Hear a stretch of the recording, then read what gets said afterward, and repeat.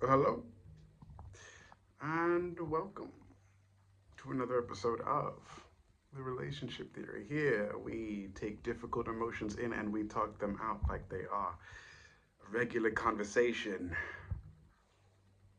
cleanup game. Difficult emotions, everyone. We take difficult emotions and we talk them out like they are a regular conversation, and yet the cleanup game after difficult emotions is this. I was just covering a few topics and subjects as I write notes to myself about emotions, and as this is the relationship theory, it's always a discussion, it's always a conversation, it's always a connecting and a communicating about relationships. The things in relationships are emotions. This is what makes relationships work. In You Are You, the definition of a relationship is a cycle of emotions that revolve around its center. The center is who and the direction that who is heading in. So you can have a relationship with yourself and find yourself heading in a direction. And every emotion therewith is what you're dealing with. Just as you can be in a group of people and you all have a direction, and so every emotion that you all are feeling collectively, that is the relationship. That's the center.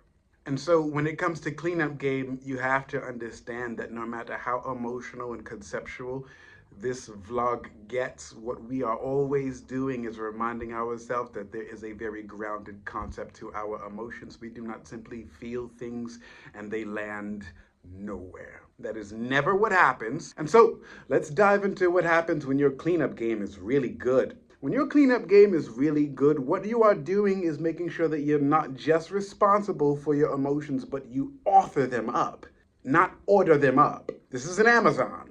When you feel emotions, you are constantly in a state of referring to your emotions, but also dictating them. It's a wonderful thing to know that you don't only feel emotions because the world makes you feel them. The world does not ingest, we don't indict people for their emotions, but we also do not cause emotion to happen from within people. We don't always, like holding a cattle baton or using voltage, shock people into their states of mind. We don't always charge people. We don't always give people these electric charges and these directories. We don't always give people this this booming voice and this sonic sound. We don't always give people this gravity and this velocity when it comes to the emotions that they feel. We actually resonate with them. They actually come up from within.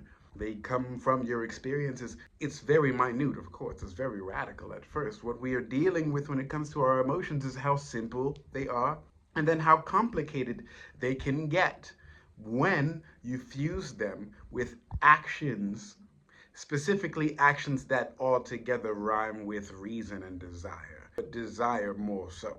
When you desire things, you move with a fuller completeness of who you are, and that is a testament to the people around you. You will always be in control of your story. You will always be in control of how you tell other people who you are and how you express yourself when you do the things you like and when you do the things you want. This is what happens. This is always what happens. Usually what happens is no matter how many degrees and how many accomplishments you have, what's actually happening is you are performing, you're working, you're creating, things are being put out. There is an output to you, but there isn't a specific address to whom that output resolves itself and lands. And that right there is bad cleanup game. Good cleanup game is the direct opposite. People are handling those things and it looks good all of the time. A lot of people come to find restraint and limit in this life, but more so limit in this life, because what we find in life is the moment we have an opportunity to gain an income and increase in financial status, all we end up doing is increasing in financial status, lose our friends, and then we have all that we have. Where's the talk of community with all the money? And this is usually what happens with bad cleanup game. When you don't have cleanup game, you will find yourself wallowing in obligation, but there is nothing left. There's only obligation. As silly as it might sound to find yourself wallowing in obligation, because generally this idea of duty and honor and being honor bound and being committed, taking action when others require you to be committed, that attitude, as much valor as it seems to profess, the reality behind those kinds of actions is, where are your desires? Your desires must sit behind your actions, so that when people come to find you, assuming it's the real you, you present yourself as the real you, though. You don't sit back and let everyone tell you what to do, let everyone request of you what they need, but then you find nothing in yourself that goes, I need this too.